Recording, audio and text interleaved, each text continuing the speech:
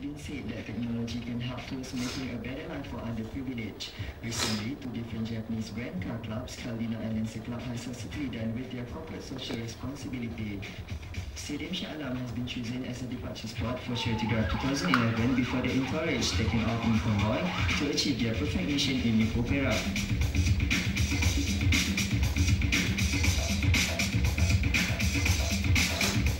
I'm actually the president of Lancer DJT Club. What we have done today, we have actually gathered here is actually in conjunction of this Charity Drive 2011. We are actually going to drive to Ipoh to two orphanage homes there, and which we have actually pre-chose, and we're going to do charity and donation. Pengetahuan semua yang mana Caldina Club telah mempunyai lebih 800 member yang mendaftar dengan Caldina Club.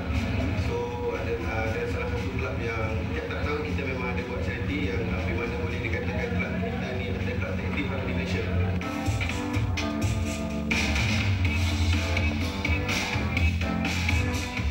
This event has been participated about 160 cars from both clubs. After 4 hours of exciting drive, they finally reached the destination.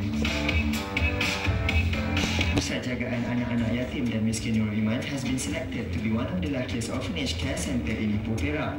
With a mission to serve the community by organising the charity activities, they started their evening activity with cleaning the orphanage house and bring the kids to watch a movie.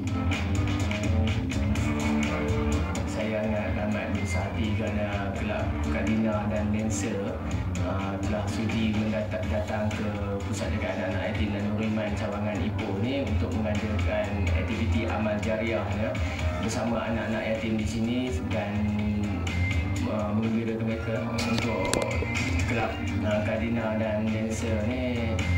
Saya harap untuk meneruskan lagi program-program amal semacam ini, so tidak melupakan kami lah. Even though the trip was a little exhausting, but at the minute seeing the joys and happiness possible from the